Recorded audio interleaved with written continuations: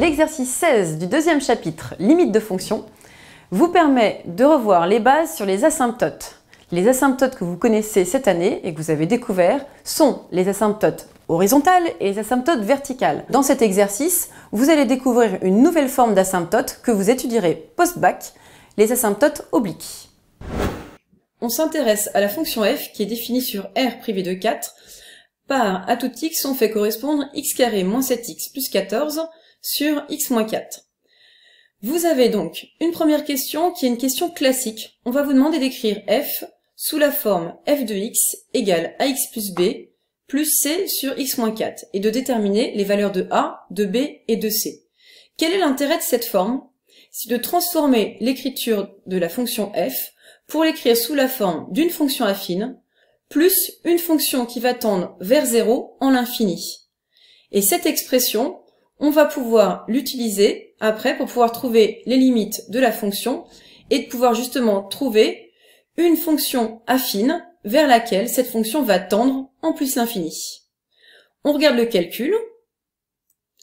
Pour le calcul, vous partez de la forme que vous pouvez transformer. La forme qui est donnée dans l'énoncé, elle est très compliquée à transformer. En revanche, celle qui s'écrit sous la forme d'une fonction affine plus une fraction, elle est facile à transformer en écrivant tout au même dénominateur. Donc, le dénominateur commun, c'est x moins 4. Vous multipliez ax plus b par x moins 4 et vous réduisez tout au même dénominateur.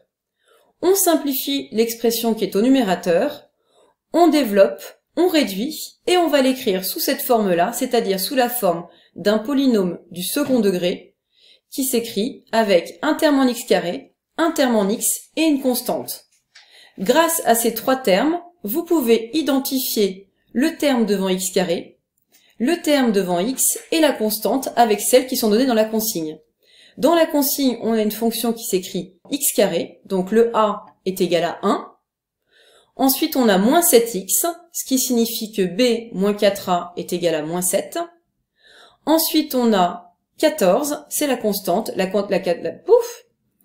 constante est donc égale à moins 4b plus c. On reprend à ensuite on a 14.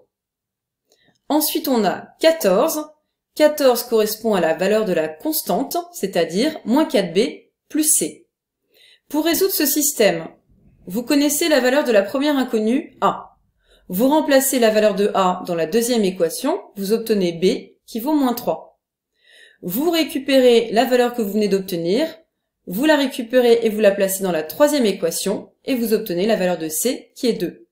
On remplace ensuite avec les trois valeurs qu'on vient de trouver et on obtient f de x égale x moins 3 plus 2 sur x moins 4.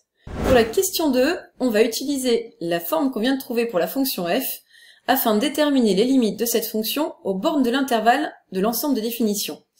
L'ensemble de définition étant R privé de 4, on va donc devoir déterminer les limites en plus ou moins l'infini et en 4. N'oubliez pas la borne 4. On commence par les limites en plus ou moins l'infini. Vous avez déjà une première partie de la fonction qu'on a vue précédemment qui tend vers 0 en plus ou moins l'infini.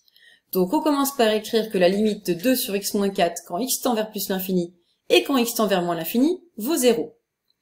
Par somme, on va pouvoir dire que la limite de la fonction f de x, c'est la même que la limite de la fonction x moins 3. Or, x moins 3 tend vers plus l'infini en plus l'infini, et tend vers moins l'infini en moins l'infini. On a donc les deux limites suivantes.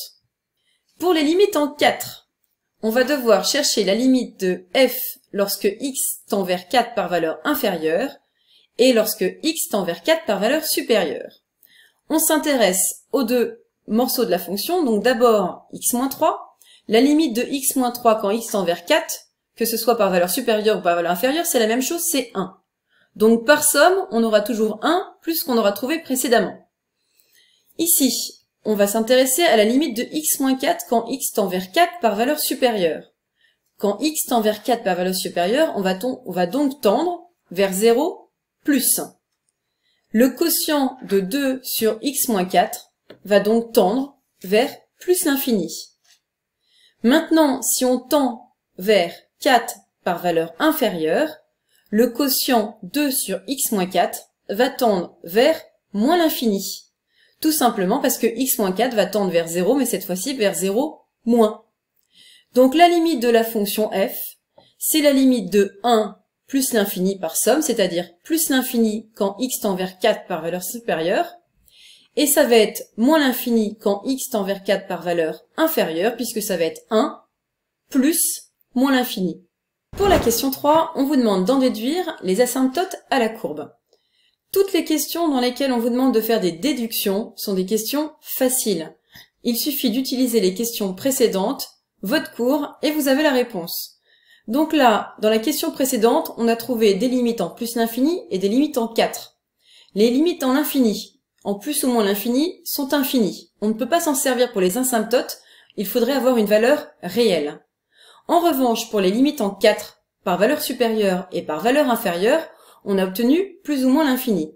C'est ces deux limites-là qui vont nous permettre de trouver une asymptote verticale. En revanche, on n'a pas d'asymptote horizontale. La question 4 est vraiment une question très simple. Si on retire x-3 à la fonction f de x avec l'expression qu'on a trouvée, on obtient 2 sur x-4. On a déjà étudié les limites de cette fonction. Cette fonction, elle tend vers 0 quand x tend vers plus ou moins l'infini. On a donc la limite de g en plus ou moins l'infini qui vaut 0. Ce qui est intéressant, c'est l'interprétation graphique de cette question. On remarque que la courbe de la fonction f et la représentation graphique de la fonction affine x-3 se rapprochent l'une de l'autre quand x tend vers plus ou moins l'infini. On a donc deux courbes qui sont asymptotes l'une de l'autre. La question 5 est une question très classique dans les fins d'exercice sur les fonctions. On va vous demander de trouver la position relative d'une courbe par rapport à une autre. Et pour trouver la position relative de l'une par rapport à l'autre, vous faites la différence des deux fonctions et vous étudiez le signe de cette différence. Pour étudier la position relative de la courbe C et de la droite D, il faut étudier le signe de f de x moins x-3. On l'a déjà calculé, ça correspond à la fonction g de x. G de x est égal à 2 sur x-4. Le signe de 2 sur x-4 dépend de la valeur de x par rapport à 4. Quand x est supérieur à 4, g de x est strictement positif. Et donc, la fonction f va être plus grande que x-3. Et donc, la courbe de la fonction f va être au-dessus de la droite D. De la même manière, lorsque x est strictement inférieur à 4, la différence est négative et la courbe de f va se situer en dessous de la droite D.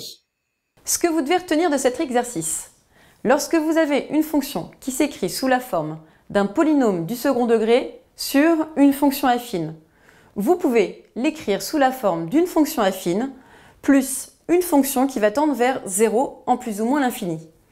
Et donc, sa représentation graphique admettra deux asymptotes, une asymptote verticale d'équation x égale la valeur interdite et une asymptote oblique d'équation y égale la fonction affine que vous avez trouvée dans la décomposition.